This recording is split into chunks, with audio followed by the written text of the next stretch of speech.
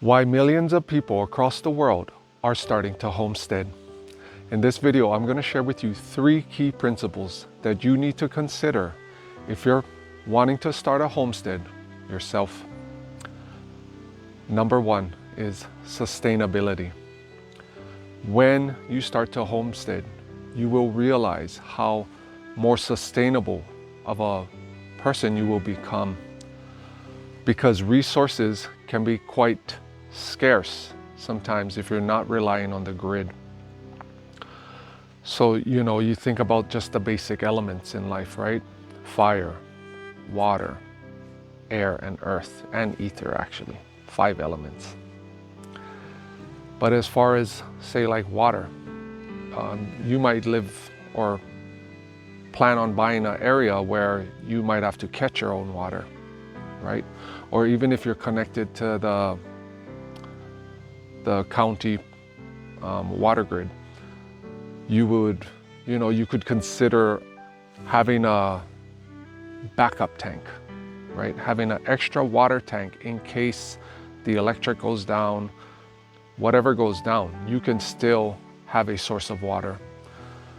So when thinking about these super important things, you need to think about resources. Like, how am I going to get my water? And if the grid shuts down, can I still run? Like, can I still have a source of water, right? That is like numero uno right there. And then fire too. So say if the propane didn't come in, right? Or petrol was down. All these luxuries that we have, because the system is so fragile, and any little hiccup in the chain can just create havoc upon our planet, because so much people rely on the grid. So, maybe it's chopped wood, right? Getting some chopped wood, stacking them, and having that as your fire. But just these little things that you really need to consider, which is resources, right? Electric, how am I going to get electric? Is it going to be solar power, wind power, hydropower? I would really think about these things and just realize that when you start to homestead, that your imprint upon the world will become so much more tinier than maybe it was when you're just like living like the Joneses, or whatever that saying is, where a lot of people are consuming, not recycling, and doing all these things. So number 1, just consider sustainability, that you will become way more sustainable because you'll be put in situations where you have to be, right? Like, this water is precious, what I have here in this tank, 10,000 gallons or whatever it is. And then maybe you got a good solar power setup, and this is my power.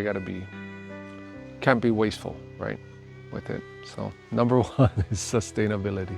Number 2 is the grid shut off, which if the grid goes down, it's been happening recently. For example, like in my area where I'm located here in Hawaii, recently we had the grid go down because of a pretty big storm, and there was no power for days. So a lot of people had to throw away, all the things in their fridge, all the things in their freezers. Like, people just had to get rid of so much food. So, you got to really consider, like, if the grid goes down, how can I still be able to run efficiently? And this goes back to simple things of being prepared. Maybe I have to start preserving foods, right? So I can dehydrate foods, I can smoke foods. You could freeze foods. Ideally, if you got maybe a good solar system or some kind of power bank to where you can run your fridge in case the grid goes down. So yeah, you need to think about like preserving foods. If the grid goes down, do I have, lighters, for example? As simple as that sounds, maybe I gotta buy a big box of lighters just so, who knows, if the grid went down for a month, 2 months, multiple months, would you be able to still survive through something like that? Right? That's the way I think anyway. I just think for the worst case scenario, and hopefully that never arises. But at least if it does eventually, you thought about that like way down the road and you got prepared. And hey, if you never need to use that whole box of lighters, then that's okay. At least I was prepared. And you'll be able to barter too. Just think about that with lighters. Like, how important would lighters become, right? Simple as that sounds.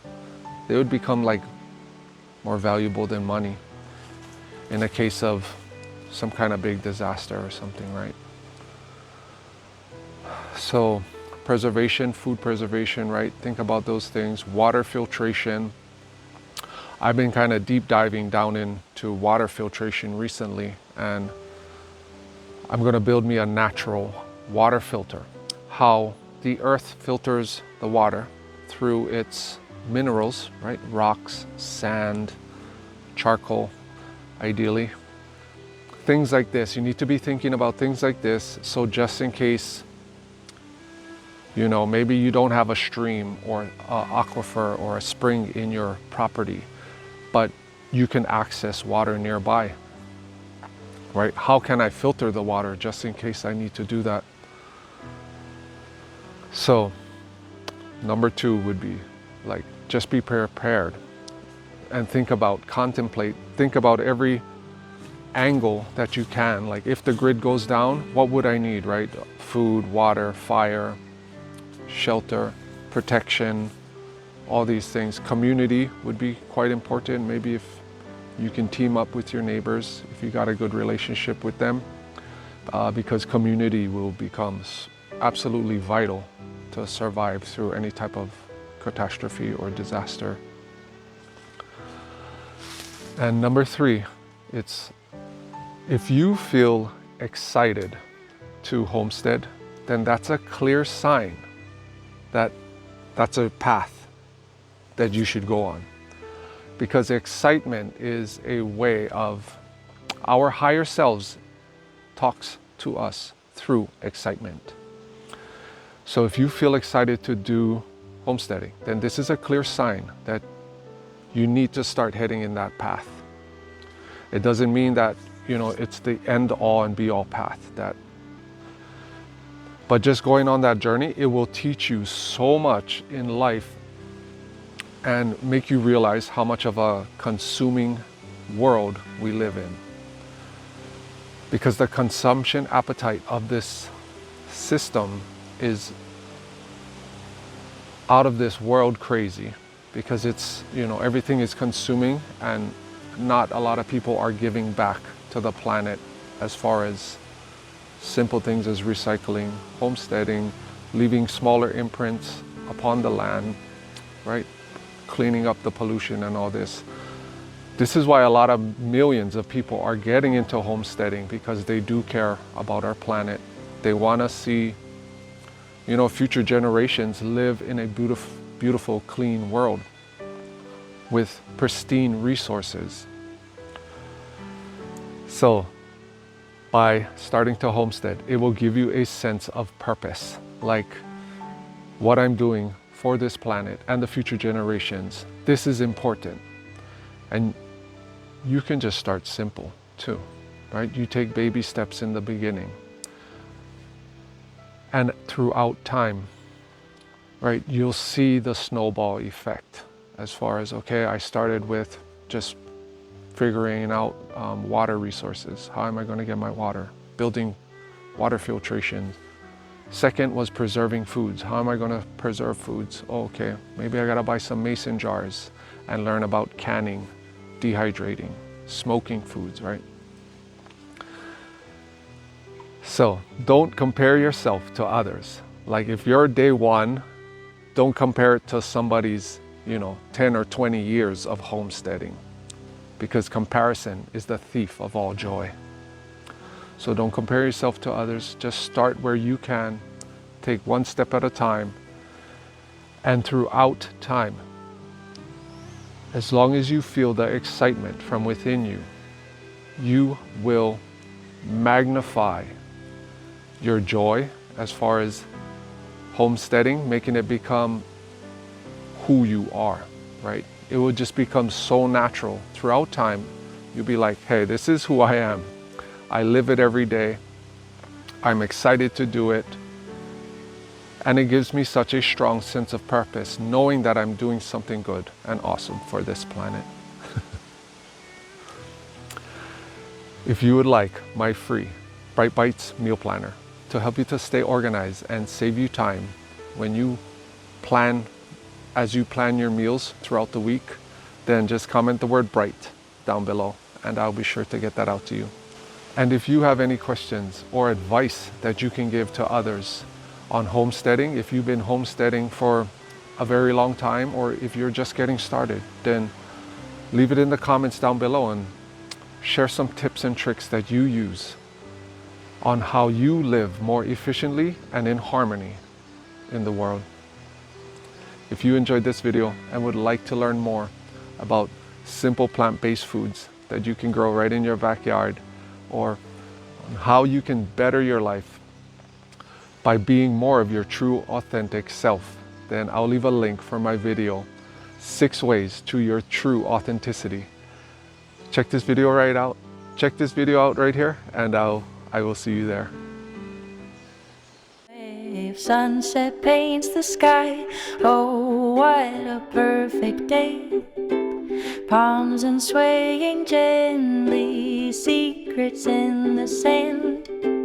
Ole kaima noon, I reach out my hand.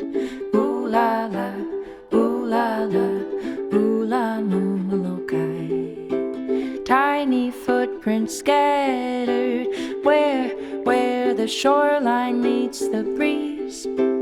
Laughter in the twilight whispers through the trees. Flowers on the storter floating o'er the sand.